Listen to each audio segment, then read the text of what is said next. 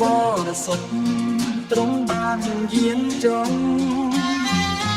ជាតិជាមនុស្សដើម្បីសង្គ្រោះលោកីចាក់ឃើញសុគាចង់ស្ពានមេត្រីមិនចាក់បោះស្រីគ្រប់ជាតិទុកសាំងទ្រង់បងព្រះជន្មធ្ងន់ហួបប្រមាណប្រគល់អង្គប្រានរៀបចំជាស្ពានបរិសុទ្ធអ្នកដែលបានឆ្លងស្ពានបរិសុទ្ធផុតត្រូវបានកំណត់ដោយនគរតាសួរដូច្នេះបងប្អូនគុំបងអស់ឡើយ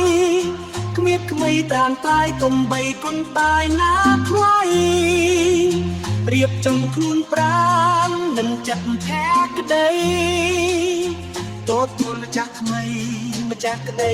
សង្គ្រោះ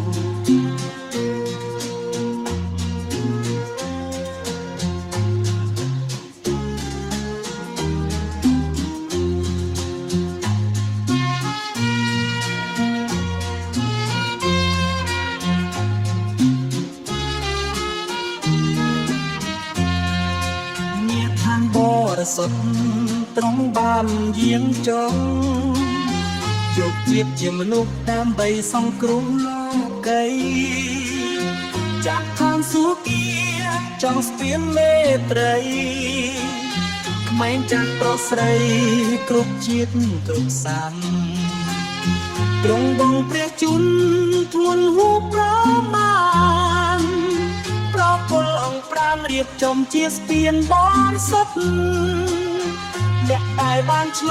ងស្ពានបរិសុទ្ធផុតតែបានកំណត់ដោយនគរតាសួរ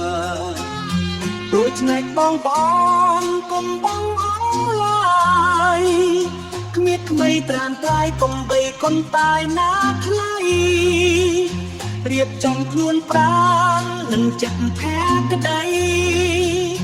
ទទួលម្ចាស់ថ្មីម្ចាស់ក្តីសង្គ្រោះ